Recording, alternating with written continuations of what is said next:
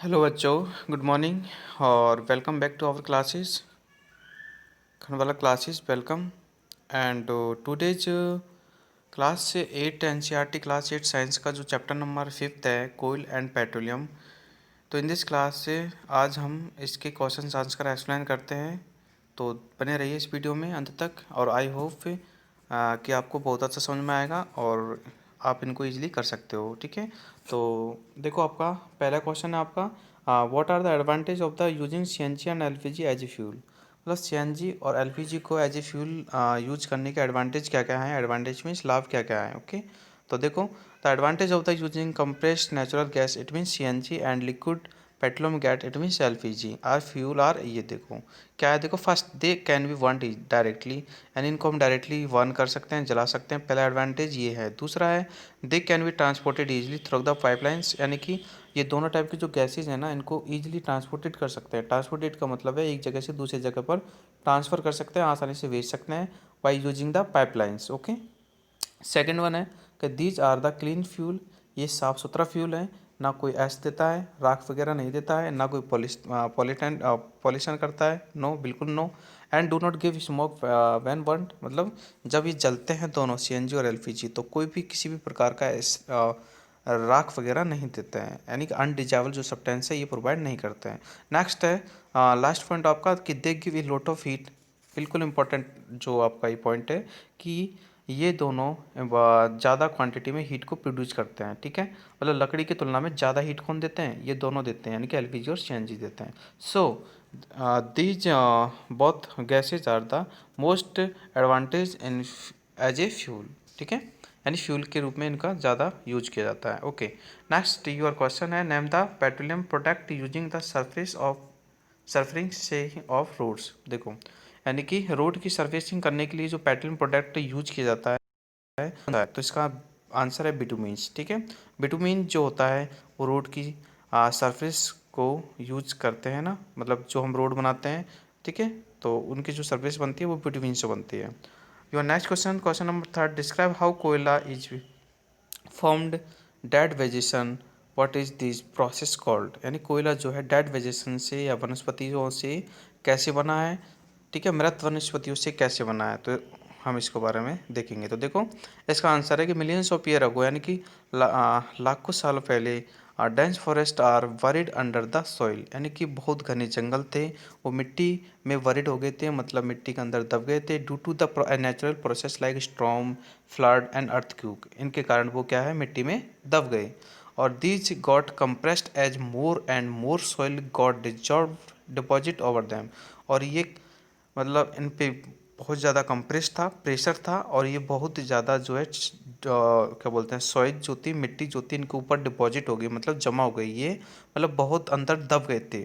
ठीक है, high pressure में दब गए थे कौन, ये जो पेड़ पौधे जंगल वगैरह थे ये हाई प्रेशर में दब गए थे।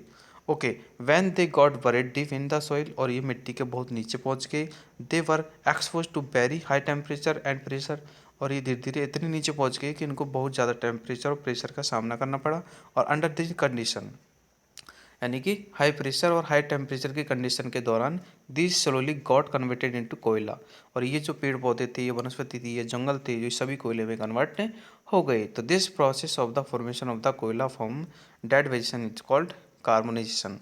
तो ये जो प्रोसेस है, ठीक है, यानी कि डेड वेजिटेशन से कोयले का बनना, इसको हम बोलते हैं कार्बोनाइजेशन, यानी कार्बनीकरण।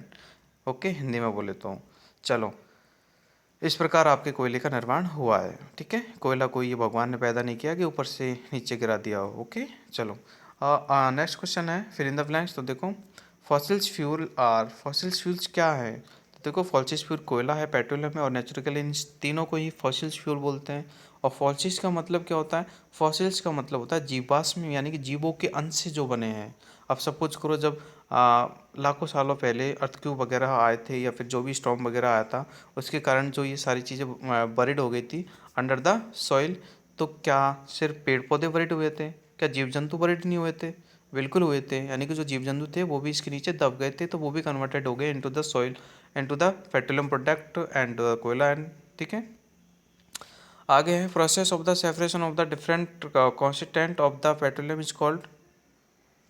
ठीक है। तो इसका आंसर है आपका रिफाइनिंग, यानी कि पेट्रोलियम प्रोडक्ट से देखो काफ़ी सारी चीज़ें बनाई जाती है, जैसे आपका पेट्रोल है, कोई और सॉरी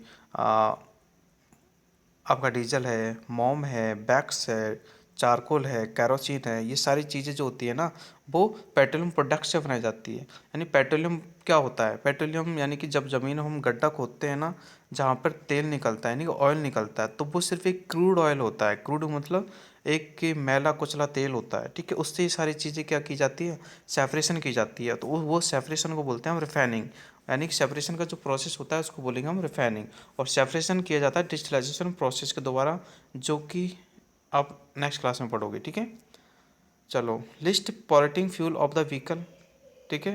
तो सबसे कम जो पॉल्यूशन वाला जो फ्यूल है वो सीएनजी है, अभी हमने बताया था आपको। और क्वेश्चन नंबर जो 6 है आपका वो ट्रू फॉल्स है।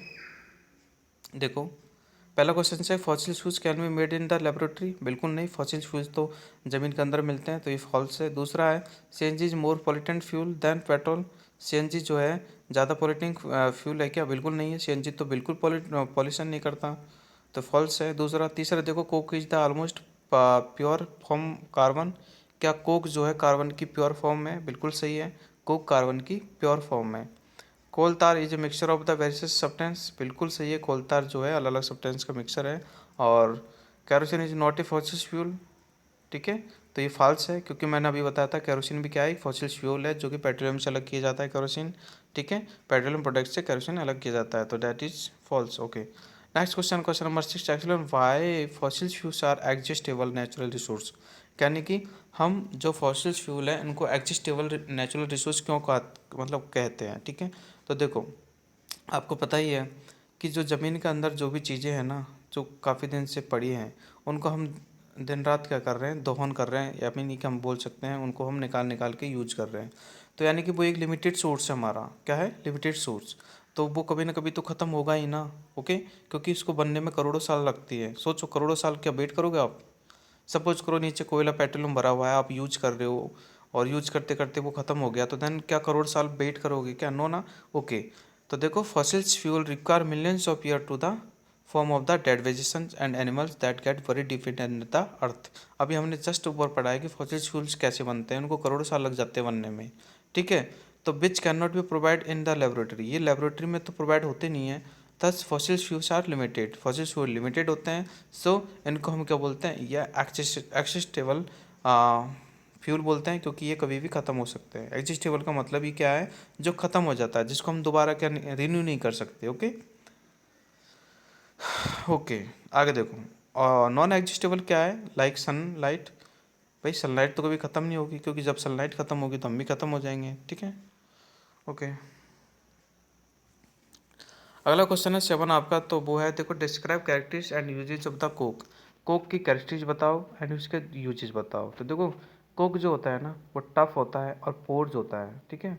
और इसकी कैरेक्टरिस्टिक्स हम देखें तो टफ होता है और प्योर होता है। और इसका हम यूजेज देखें तो देखो, manufacturing of the steel, steel को मैन्युफैक्चर करने में कोक का यूज किया जाता है।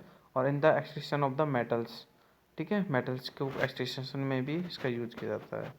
अगला क्वेश्चन है क्वेश्चन नंबर 8, वो है आपका कि explain the process of the formation of the petroleum, यानी पेट्रोलियम का जो फॉर्मेशन होता है उसका जो प्रोसेस क्या होता है उसको एक्सप्लेन करना है। तो देखो, petroleum was the formed from dead organism that are buried in the sea millions of year, अभी जो मैंने बताया था वही क्वेश्चन है, वही आंसर है, ठीक है। यानी पेट्रोलियम जो होता है वो फॉर्म में होता है डेड ऑर्गेनिज्म के, जो कि ज़मीन के अंदर मिलियंस ऑफ ईयर से क्या है, बरीड हैं, दबे हुए हैं।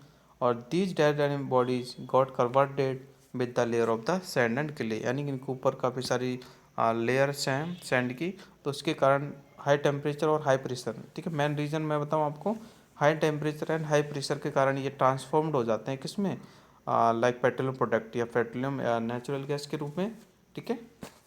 चलो, आगे क्वेश्चन है आपका एक और,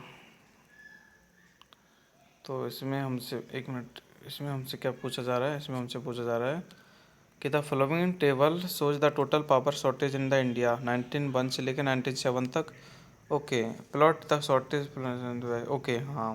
तो देखो, इसको हमें ग्राफ बनाना है, तो देखो बेटा, ग्राफ बनाना बहुत ईजी है, ओके, ठीक है। देखो इसमें हमने, ओके, देखो नीचे वाली जो आपको दिख रही है एक्स एक्सिस, ठीक है, और ये वाली जो एक्सिस होती है वो एक्स एक्सिस होती है, और ये वाली जो हॉरिजेंटल सॉरी ये वर्टिकल जो होती है वाई होती है, और हॉरिजेंटल जो होती है एक्स एक्सिस होती है। तो इस प्रकार हमें यहाँ पर दो एक्सिस बनानी है, ठीक है। और जो आपके एक्स एक्सिस है यहाँ, ये हमें ईयर लेना है, जो आपको ईयर लिख रहा है वो, और वाई एक्सिस को हमें लेना है शॉर्टेज ऑफ द परसेंटेज, ठीक है।